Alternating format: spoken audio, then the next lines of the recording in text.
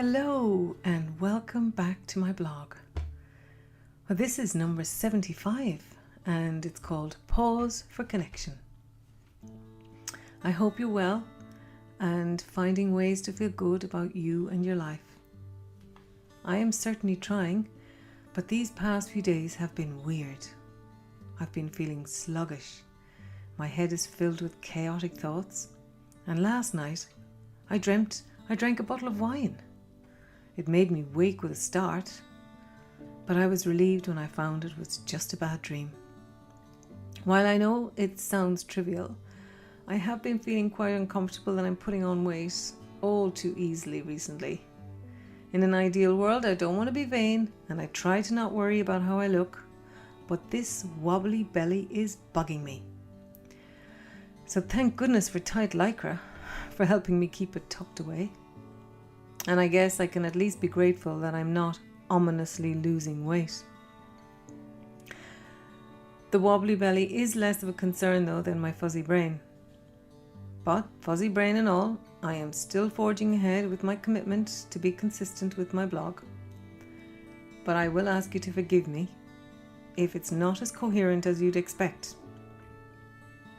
So this time 3 years ago, I wrote a blog called By George, in which I declared my undying love for my canine companion, George the Groodle. And here I am, still talking about him and the healing impact his presence has on the mental health of my entire family. He still sleeps on my son's bed every night, and he is still a source of comfort to us all when we are feeling anxious. My bedtime routine includes popping in to lie in my son's bed for a few minutes to have cuddles with George. It is the perfect end to the day. Bonding with a pet. Is it just me, or have you also noticed a huge increase in recent months of stories relating to dogs cropping up in the news and social media feeds? It feels as though humans are gravitating more and more towards building bonds with pets.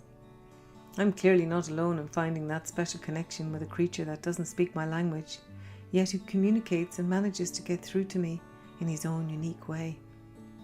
I've no doubt that the pandemic has had something to do with this.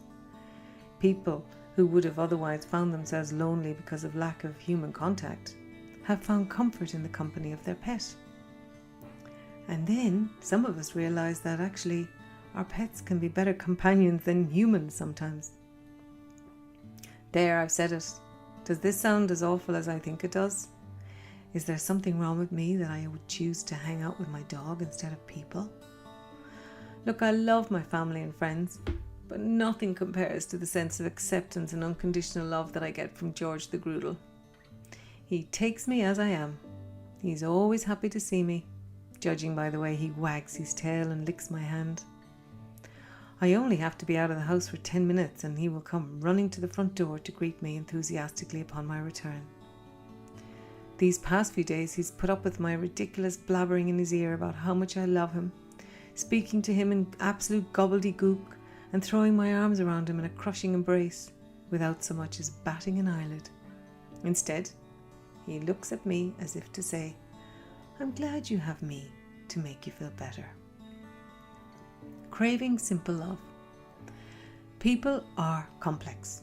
We all come with a range of issues, mostly established in our early years and often related to how we attached or didn't attach to our carers. Our carers, in turn, had their own challenges in how they were cared for, and so it goes on. Yet our needs are so much less complex than that. I believe that what we crave more than anything else is simple love, acceptance of who we are in the moment, and a space where we can just be. In our relationships with other human beings, we come face to face with their complexities, and we can often be triggered in negative ways by how they relate to us. Enter a smoochy bear, such as my dog George, who looks at me with eyes free of judgment, comes and sits by my side in a demonstration of unconditional love, and responds openly to my affection. Straight away I feel important to him, and it gives me a warm sensation of being valued, something that I crave in my life. I think I can say with some certainty that this is what everybody craves. Am I right? While it's important that we remind ourselves of our own worth, given that we are wired for connection, we still need relationships to help us fully exist. The American writer Harville Hendrix wrote, "We are born in relationships, wounded in relationships, and heal in relationships." Relationships are where we get to express who we are. If the person we are trying to relate to, because of whatever is going on for them, is unable to respond to us in the way we need in that moment, we can feel a bit empty inside. Now I want to tell you the story about Digby, the diffusing dog. I came across this story the other day while I was lazing around. It moved me to the point that I jumped up off the sofa and I dashed to my desk to write about it. It's from the Devon and Somerset Fire and Rescue Service in the UK. They had been called to an emergency situation involving a young woman who was threatening to end her life. When the fire and rescue team arrived, the police negotiators were already speaking to her as the situation became increasingly worrisome. One of the fire crew had the idea to bring along Digby, their diffusing dog. Digby is a therapy dog who helps crew members when they've been exposed to trauma. As soon as the dog appeared at the scene, the distressed young woman immediately swung her head round to look, and then she smiled. This stimulated a conversation with the young woman about Digby, and a crew member told her about Digby's role in the fire service. The crew member asked her if she would like to meet Digby, and everyone was overwhelmed with joy when the young woman said yes. She is now in recovery and hopefully getting the help she needs to overcome the challenges that made her life feel like it was not worth living. What this story highlights for me is how, even in our darkest hour, a simple gift from nature can awaken in us the desire to connect. It appears to me that it is this loss of connection that makes life feel meaningless to some. I understand it at a deep level. There have been times in my life when I wondered what it was all about. It can be so hard to see through the complexities that we as humans burden each other with day after day. We all bring our own turmoil into our relationships without the knowledge or training in how to separate ourselves from it. That's why I am a huge advocate of counselling, as it is in talking that we can make sense of these complexities. In learning to accept them, we can let go of the power they have to get in the way of how we relate to others. While I am not suggesting that animals should replace humans in our relationships, I do think they can provide respite for us to reconnect with that part of us that wants to give and receive love unconditionally. I have a dream. I realize that keeping a pet is not a reality for many people for a variety of reasons. So imagine if there were a place where people could go to spend time with a dog or a cat. I choose these animals as they seem to be the most popular pets.